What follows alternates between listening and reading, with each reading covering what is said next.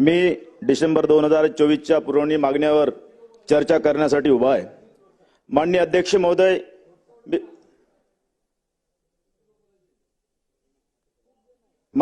महोदय, मी सार्वजनिक बांधकाम विभाग, उद्योग, ऊर्जा, कामगार व खनिक्रम विभाग तसेच कृषी विभागावर चर्चा करण्यासाठी उभा आहे व माझे मत मांडण्याकरता उभा आहे।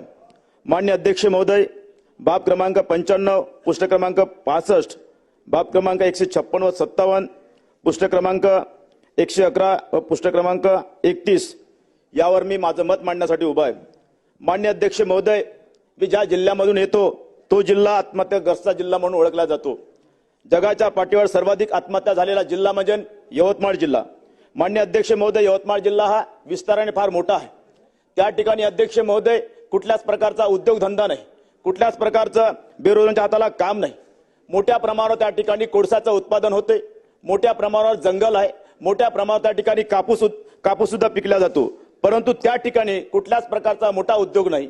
माझी शासनाला आपल्या मार्फत विनंती आहे की त्या ठिकाणी कोळशाचं उत्पादन मोठ्या प्रमाणावर असल्यामुळे त्या ठिकाणी एक पॉवर प्लांट तयार करण्यात यावं।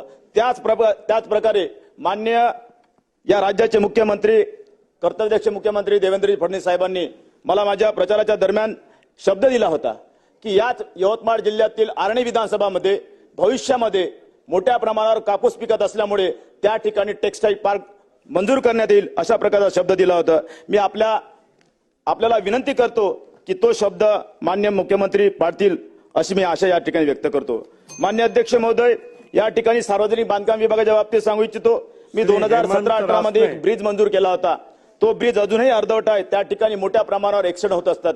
तो ब्रिज आहे रुद्रापूर मार्गावरील सायकाळा लेंगी येथील, त्या पुलाचं बांधकाम अर्धवट आहे। त्याकरता 6 कोटी रुपये मंजूर झाले होते, त्यापैकी अर्धी निधी देण्यात आली होती, तो उर्वरित निधी त्या ठिकाणी देण्यात यावा अशा प्रकारची विनंती करतो। दुसरी विनंती अध्यक्ष महोदय, केळापुरा जगदंबा देवस्थान ते माहुरा रेणुका देवी जाणारा रस्ता हा अतिशय महत्त्वाचा आहे। मोठ्या प्रमाणावर भाविक त्या ठिकाणी येतात, प्रवास करतात, त्या ठिकाणी मोठ्या प्रमाणावर ऍक्सिडेंट होते। अध्यक्ष महोदय, माझी विनंती आपल्याला अध्यक्ष महोदय, केळापूर ते माहूर जाणारा हा रस्ता दुतर्फा रस्ता तयार करण्यात यावा अशा प्रकारची विनंती या ठिकाणी करतोय।